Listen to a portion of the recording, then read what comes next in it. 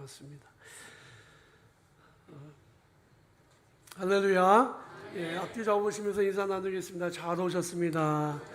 예, 한 번 더 인사하겠습니다. 보고 싶어 죽을 뻔했습니다.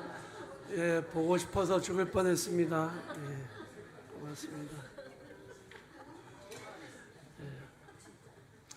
여러분, 요즘에 세상이 어떻게 돌아간다고 생각이 드시나요? 진짜 개판 5분 전이죠.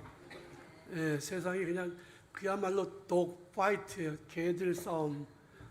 영어 표현으로는 그 치킨 앤 독 파이트를 개와 닭이 싸우는 그런 형국입니다. 과거에 비해서 과학이나 의학도 정말 많이 발전했죠.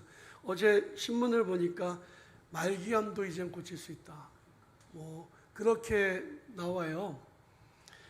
역사상 가장 이성적인 시대라고 생각이 들기도 합니다. 그런데 세상이 정말 이상하게 돌아가잖아요. 러시아가 우크라이나를 침공해서 사람들을 수도 없이 죽이고 있습니다. 이게 야만의 시대로 복귀하는 느낌이에요. 러시아 용병그룹이 반란을 일으켜서 전 세계에 충격을 가져다 주기도 했습니다. 이성적이고 가장 합리적인 것처럼 보이는 지금 이 시대에 더군다나 AI가 발명이 돼서요. AI가 별의별 것 다 하죠. 요즘에는 조금 시들해진 것 같아요. 그렇지만 독일 교회에서는 얼마 전에 AI가 설교자가 되어서 설교 본문도 지가 선택하고 설교 내용도 지가 만들어서 그 영상에 나왔어요. 얼굴은 보기 좋게 조합을 해서 제가 여러분들 앞에서 설교할 수 있게 된 게 대단히 영광이라고 생각합니다. 이러고서 시작하네. 기가 막힐 노래시죠. 그 설교를 들은 사람들이 하나같이 하는 말은 뭔가 이상한데 은혜가 전혀 안 된다. 은혜까지 줬으면 어쩔 뻔했어요. 기후위기, 환경위기, 어제 오늘의 일은 아니지만 사실 정말 세상이 그냥 태양 쪽으로 가까이 가는 느낌이 들어요. 너무 더워요. 우리가 알고 있던 것보다 훨씬 더 지구 환경 위기가 심각해지고 있는 건 사실인 것 같습니다. 과거에는 경험하지 못했던 심각한 지구 환경의 변화, 세상에서 돌아가는 일들을 보면 왜 이러지? 도대체 왜 이런 일이 일어나지? 이런 생각을 갖게 되잖아요. 이럴 때 반드시 등장했던 것이 종말론입니다. 세기말적인 현상, 그래서 노스트라다무스 항상 등장하는 인물이고요. 또 잉카 제국의 달력 이야기도 나오고, 우리나라에서는 1988년인가요? 시한부 종말론이 나타나서 10월 26일 제가 이 설교 준비하면서 그 생각을 했어요. 내가 아는 사람들 중에는, 그들 중에는 혹시라도 시한부 종말론 그 교회 가가지고 있었던 사람 있지 않나? 모르죠. 아무도 모르는 거지만 없을 수도 있지만 있을 수도 있겠다, 이런 생각이 들더라고요. 시한부 종말론, 사회적인 커다란 문제가 되기도 했습니다. 우리가 지금 살아가고 있는 이 시대를, 일어나고 있는 현상들을 어떻게 해석할 수 있을까요? 두 가지 방법이 있는데, 첫 번째는 과학적인 해석입니다. 진화론적인 방법으로, 과학적이라고 알려진 방법으로 세상을 진단하는 거예요. 인간의 무분별한 개발로 인해서, 또 무분별한 화석 연료 사용으로 인해서 지구가 점점 온난화되어 가고 있다. 그러니까 이제는 석탄도 석유도 쓰지 않아야 되고 지구를 지켜야 되는데, 결국에는 이 지구는 사람이 살 수 없는 곳이 되고 말 것이다. 여러분, 사람이 인류의 영장이라고 하지만 사람이 죽으면요, 이 세상에 끝까지 살아남는 종류가 하나 있어요. 바퀴벌레입니다. 진화론적인 입장에서 보면 바퀴벌레가 우리 위에 있다니까요. 과학적으로 설명하면 그렇다는 거예요. 더 늦기 전에 우리는 환경도 지켜야 되고, 그래야 지구의 미래가 있는 것도 사실입니다. 우리 교회 어린이들이 그린 100년 뒤 태원교회 그림 보셨죠? 거기 보면은 그때 100년 뒤 우리 교회 전용 우주선이 있어요. 거기 우주선에 태은교회 써져 있어요. 그리고 서울에서 화성까지 30분이면 가. 미래에는 뭐 사람들이 지구에서 못 살고 화성에서 산다 이런 꿈들을 오래전서부터 꾸고 있었는데 일론 머스크가 어느 정도 지금 시대를 당기고 있는 것 같긴 합니다. 그러나 제 생각에는 지구에 있는 문제를 해결하는 게 화성 가서 사는 것보다 훨씬 문제 해결이 쉽겠다 이런 생각도 드는 것은 사실입니다. 두 번째로 성경적인 해석이에요. 성경은 삼중복음이란 그런 신학적으로 설명할 수 있습니다. 이 세상은 하나님의 창조, 인간의 타락, 하나님의 심판 이 세 단계로 설명할 수 있다는 거죠. 하나님 세상을 창조하셨어요. 인간이 타락했어요. 그래서 하나님이 이제는 세상을 심판하실 것이다. 오중복음은 뭐냐? 하나님 세상을 창조하셨고 인간이 타락했고 예수 그리스도께서 오셔서 십자가에서 대속하셨고 승천하셨고 그리고 올라가신 걸 본 것처럼 다시 오신다. 재림이라는 말씀이에요. 하나님이 창조하신 창조세계는 결국에는 하나님의 심판으로 마무리되는 것이고 그리고 마지막 때에는 이런 일들이 일어날 것이다 라고 하는 것이 자연스러운 설명인 거죠. 하지만 성경에서 가장 어려운 주제가 종말론이고요. 오늘날 교회와 성도들이 가장 관심 없는 부분도 종말론이고요. 우리가 가장 주의 깊게 봐야 될 부분도 역시 종말에 관한 부분입니다. 왜냐하면 세상 끝날에 관한 말씀들이 신구약 전반에 걸쳐서 있고 특별히 예수님도 직접 언급하셨기 때문에 그래요. 마가복음 10장에 보면 겟세마네 동산에 예수님이 제자들과 함께 올라가셨습니다. 성지순례를 가보면 아시지만 예루살렘 성이 있는 건너편에 올리브 나무를 재배하는 감람산이 있어요. 그래서 겟세마네 동산이라고 하죠. 예수님은 거기에 자주 올라가셔서 기도하셨어요. 작은 산이 아닙니다. 꽤 큰 산이에요. 거기에 성전을 마주 대하고 앉으셨을 때 베드로와 요한과 야고보와 안드레가 예수님께 질문을 합니다. 그때는 어떤 일들이 일어날까요? 선생님, 무슨 일이 일어날 것이고 무슨 징조가 있겠습니까? 그때 예수님께서 말씀하신 것을 오늘 좀 같이 생각해 보려고 해요. 첫 번째는 미혹하는 자의 등장, 두 번째는 전쟁의 소문, 세 번째는 처처의 지진, 마지막으로는 기근 문제가 일어날 것이다 라고 말씀하셨습니다. 마지막 때의 특징 첫 번째는 미혹하는 사람들의 등장이에요. 많은 사람들이 예수님의 이름으로 와서 내가 재림 예수다라고 얘기를 해요. 지금은 어느 때보다도 미혹의 영이 강한 때예요. 지난 5월에 중앙일보 주간으로 사이비 종교에 대한 대책 대담회가 열렸습니다. 거기에는 옛날에 탁명환 소장의 아들인 탁지원 소장이 그 스피커로 나왔어요. 근데 얘기를 하기를 지금 대한민국에 자칭 재림 예수가 50명이 있답니다. 근데 사실 이야기는 제가 20년 전에도 들었어요. 그러니까 50명의 재림 예수가 아직 살아있거나 그 재림 예수가 죽고 다른 재림 예수가 대체한 거죠. 어쨌든 50명 정도가 있는데요. 충격적인 게 이제서부터입니다. 그 이단 교회의 교인의 숫자가 200만 명이라는. 여러분, 우리나라가 기독교 인구 1000만이라고 얘기했을 때 천주교 100만 그리고 뭐 감리교, 장로교 다 해가지고 순복음 다 해가지고 나머지 교인들이라고 생각했는데요. 지금은 보수적으로 잡으면 개신교인이 500만 명 정도. 많이 잡아야 700만 명. 천주교인은 100만 명 정도 되고.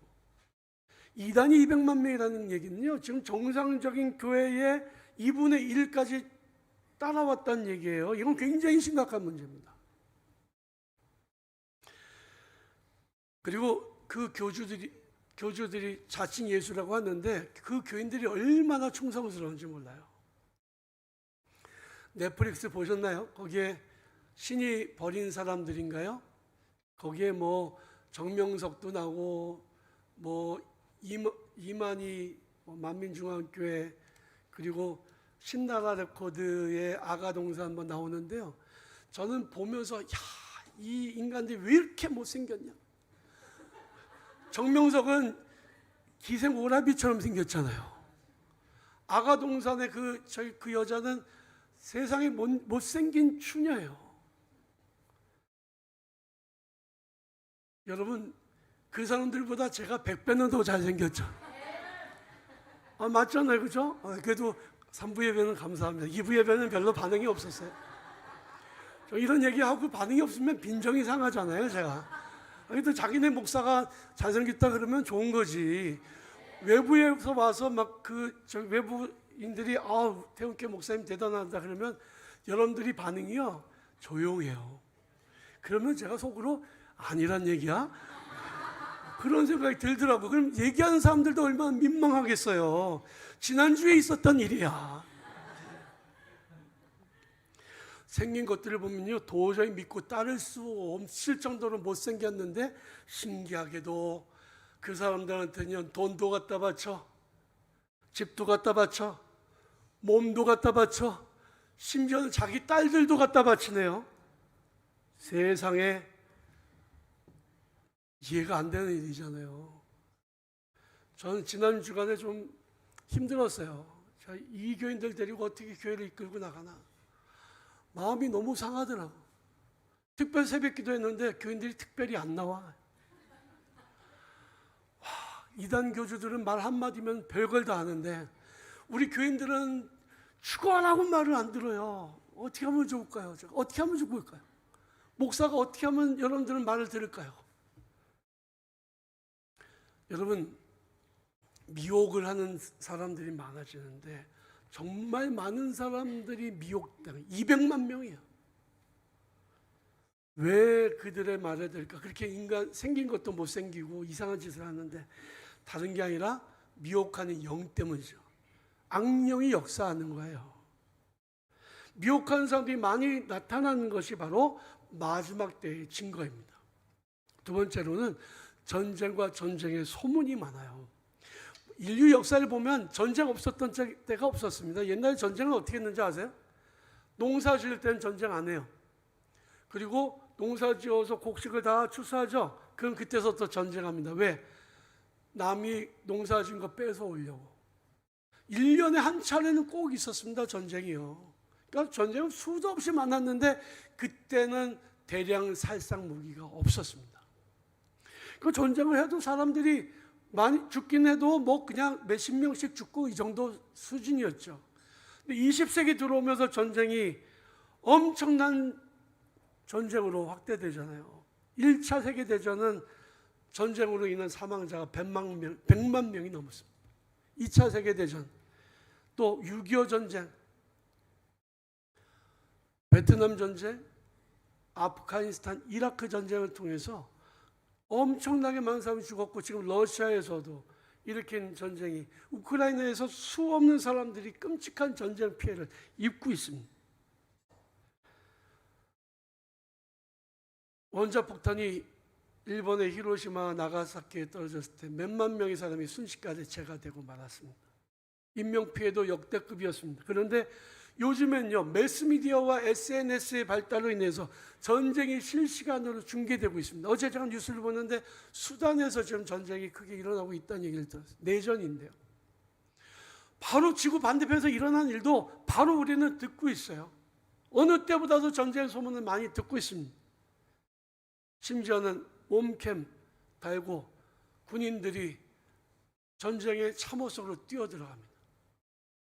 전쟁 상황이 실시간으로 중계되고 있어요. 세상이 문명화되었다고 하지만 이 세계는 약육강식의 시대, 그 이상도 그 이하도 아니야. 야만의 시대가 되고 있어요. 인간의 도덕성은 얼마든지 자기의 유불리에 따라서 달라지고, 인간들은 정말 끔찍한, 동물만도 못한, 짐승만도 못한 짓들을 하고 있습니다. 이게 지금 마지막 때의 증거예요. 세 번째로는 수없이 발생하는 지진과 기근입니다. 과거에도 대규모의 지진이 있었어요. 지각 변동이 있었어요. 폼페이 화산이 폭파해서 도시가 다 없어지기도 했고요. 아틀란티스라고 하는 대륙은 지진에 의해서 지중해 밑으로 가라앉았다고 알려져 있고, 세계 7대 불가사의 중에 하나인 파로스 등대는 지진으로 인해서 무너져 버렸습니다. 과거에도 지진이 많았어요. 소아시아 7개에도 다 교회들이 지진으로 인해서 무너져 버렸다 그래요.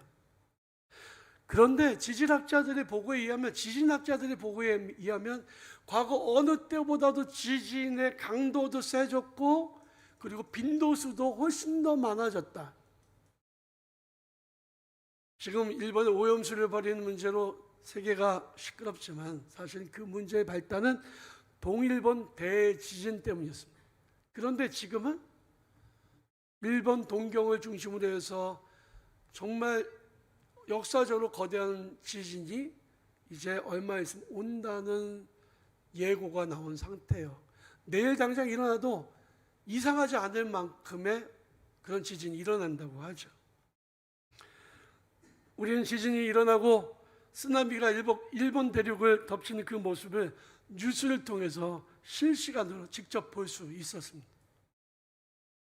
예수께서 말씀하신 마지막 때의 증거는 점점 더 많아지고 있어요. 네 번째로는 영적으로 타락하고 영적인 일에 무관심해진다는 거죠. 여러분, 저는 요즘에요, 좀 생각하면 할수록 소름 끼치는 게 있습니다. 이제는 현금이 없어지는 시대가 되어가고 있잖아요. 우리나라는 그래도 현금을 쓰는데, 그래도 헌금을 할 때도 요즘에 온라인으로 많이 하시지만, 그래도 현찰로 내는 거가 더 헌금하는 느낌이 들잖아요. 근데 앞으로는요, 이제 바코드로만 한답니다. 중국은 지금 현금이 없어졌다. 현금을 들고 다니면 물건 하나 못 사요. 위챗으로 그 돈을 계산한다 그러죠. 심지어 거지도 QR코드로 돈을 받는다 그래요. 실제로 농담이 아니고요. 중국은요, 조지 오웰이 이야기했던 그 통제사회로 완전히 들어가고 있습니다. 그래서 지하철 타는 것도 신분증이 없으면 못 타요. 거주 이동의 자유도 없습니다. 그런데 성경에 보면 뭐라고 나온지 아십니까? 짐승의 표가 없으면 물건을 사고 팔지도 못한다. 이제 우리는요, 이제 QR코드로 물건을 사고 파는 시대가 곧 다가올 거예요. 코로나 시기에 정부가 나서서 교회 가면 코로나 걸리니 가지 말라고 그랬습니다. 통제했습니다. 그런데 교인들이 너무너무 그 말에 잘 순종했습니다. 이제는 교회가 정부가 가지 말라면 안 가는 그런 시대가 됐어요. 위험하니까 가지 말라는 얘기겠지만 이게 앞으로 어떤 세상이 올지가 짐작되지 않습니까? 영적인 경계 경보는 지금도 계속해서 울리고 있습니다. 그런데 요즘에 우리가 살고 있는 이 시대 사람들은요, 점점 더 영적인 일에 관심이 없어요. 무관심하고 육적인 일에만 매몰되고 있습니다. 구약성경 아모스 8장에 보면 이런 말씀이 나오죠. 주 여호와의 말씀이니라. 보라, 날이 이를지라. 내가 기근을 땅에 보내리니 양식이 없어서 주림이 아니며 물이 없어서 가람이 아니요 여호와의 말씀을 듣지 못한 기갈이니라. 모든 증거들은, 말세 증거들은 있는데요, 사실은 식량혁명으로 인해 사람들이 먹을 게 없어서 굶주리는 기근은 이제 없어요. 아프리카에 있는 그런 전쟁하고 내전이 있는 나라들은 아직도 기근이 있지만 대부분의 지구에 사는 사람들이 다 먹을 만큼의 생산이 되니까요. 그러면 이 기근은 무엇에 관한 말씀이냐? 영적인 기근에 대한 말씀이죠. 이상하잖아요. 그런데 요즘에 설교가 얼마나 많아. 인터넷 찾아보면 수없이 설교가 있고 유튜브 보면 엄청나게 많고요. 방송국, 기독교 방송국이 한 4군데 되더라고요. 거기에 목사님들이 시간마다 나와서 설교를 해요. 그런데 사람들이 영적으로 거룩해지고 있나요? 옆에 있는 한마음교회 보면은 제가 우리 교회가 한마음교회보다는 훨씬 더 센 교회라고 생각을 하는 게 체육대회 때 우리가 1등 했잖아요. 신내교회랑 한마음교회랑 할 때. 근데 그 교회 앞에 김승용 목사 방송 설교 CTS 이렇게 나와요. 그 현수막을 달았습니다. 수요일날 오후 4시. 그런데 그거 한 달에 500만 원씩 방송 선교비 내는 겁니다. 그래서 그걸 한 이유는 그 방송 설교를 하면 그 방송을 보고 교인들 올까 봐 시작을 한 건데, 제가 물어봤어요. 지난번에 김 목사님 방송 설교 보고 오는 교인들 있습니까? 한 명도 없다. 몇 달이 됐는데도. 사람들은요 이제 더 이상 영적인 일에 관심이 없어요. 옆에서 부흥회 옛날에 하면은 교인들이 이 교회 저 교회 교인들이 다 달려가서 말씀드렸는데 요즘에는요 자기네 교회에서 부흥회도 안 와. 그런 시대가 됐어요. 말씀은 홍수인데 정작 마실 물이 없고 마시지를 않아 기근이 오는 거죠. 예수께서 누가복음 18장에 보면 이렇게 말씀하셨습니다. 그러나 인자가 올 때에 세상에서 믿음을 보겠느냐? 세상에서 믿음을 보겠느냐? 세상에 돌아가는 일들을 보면 참 당황스럽습니다. 그런데 교인들의 모습을 보면 더 많이 당황스럽습니다. 세상이 어떻게 될지 불투명한 시대, 점점 마지막 때는 가까이 오고 있는데 깨어나지 않고 자고 있는 영혼들은 훨씬 더 많습니다. 오늘 본 말씀에서 예수님이 이렇게 말씀하셨습니다. 무화과 나무와 모든 나무를 보라. 싹이 나면 너희가 보고 여름이 가까운 줄을 자연히 아나니 이와 같이 너희가 이런 일이 일어나는 것을 보거든 하나님 나라가 가까이 온 줄을 알라. 예수님께서는 마지막 때에 성도들이 어떻게 살아가야 되는지를 말씀하셨는데요. 첫 번째로는 스스로 조심하라. Take care of you. 우리 자신을 스스로 조심해라 라고 말씀하신 거예요. 그렇지 않으면 방탕함, 술 취함, 생활에 대한 염려로 마음이 굳어지게 될 거다. 여러분, 마음이 둔하여지면요 주변에서 뭔 일이 일어나도 몰라. 세상이 어떻게 돌아가는지도 관심이 없어요. 돈에 대해서 정신없이 살다 보면, 술 취해서 살다 보면 주변에서 무슨 일이 일어나는지도 모른단 말이에요. 분별하지 못하게 돼요. 방탕함과 술 취함과 생활의 염려의 공통점은 마음이 둔하여진다는 거죠. 여러분, 그래서 스스로 조심해야 됩니다. 두 번째로는 항상 기도하고 깨어 있으라고 말씀하십니다. 그러므로 너희는 장차 올 이 모든 일을 능히 피하고 인자 앞에 서도록 항상 기도하며 깨어 있으라. 깨어 있다는 것은 육체가 잠을 자지 않는다는 이야기가 아니에요. 성경에 보면 좀 더 자자, 그런 궁핍이 도적같이 올 것이다 말씀이 있지만 사실은 좀 더 자자, 좀 더 졸자 하면 그날이 도적처럼 오게 될 것이다 라고 성경은 말씀하고 있는 거죠. 영이 깨어 있어야 됩니다. 영이 깨어 있다는 것은 영이 각성하고 있다는 뜻이에요. 영이 깨어 있기 위해서는 가장 중요한 것은 기도하는 겁니다. 저는 하루 중에 가장 영이 맑을 때가 언제냐면 새벽 기도 시간이에요. 사실 목사에게도 새벽 기도는 힘듭니다. 밤 12시쯤 자는데 5시에 새벽 기도 하려면 쉽겠어요. 그래서 어떤 목사님이 새벽 기도만 없으면 목회할 만하다. 목사도 힘들어요. 그거 이거 안 힘든 사람은 없습니다. 그런데요, 새벽 기도만큼 영이 맑을 때가 없어요. 제가 설교 준비하는데요, 새벽 기도 때 거의 설교 준비합니다. 월요일 날 시작되면 바로 영이 맑아져서 다음 주 설교 준비를 합니다. 우리가 기도할 때에 우리 영이 깨어나게 되고 시대를 분별하게 되는 거예요. 마지막 때의 특징은 사람들이 영적인 잠을 자는 거죠. 예수님 뭐라고 말씀하십니까? 깨어 있으라 라고 말씀하고 있어요. 장차 올 일들을 능히 피하고 예수 앞에 늘 설 수 있도록 항상 기도하고 껴있는 것이 중요합니다. 예수님의 비유의 말씀에 10처녀의 비유의 말씀이 있잖아요. 5처녀는 어리석어서 기름을 준비하지 않았습니다. 신랑이 일찍 올 줄 알았어요. 근데 오지 않으니까 기다리다가 기름이 다 떨어졌는데 그때는 기름진 분이 다 문을 닫았네요.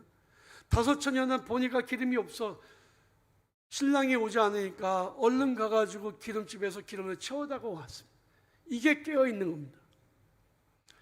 바라기는 세상적인 염려와 걱정으로 마음이 무뎌지지 말고 기도함으로 영적으로 깨어있어서 언제 주님이 오실는지 알지 못하지만 세상을 잘 분별하고 주님이 맡겨주신 사명을 잘 감당하는 하나님의 기쁨이 되는 우리 태원의 성도들이 다 되시기를 주님의 이름으로 간절히 축원합니다.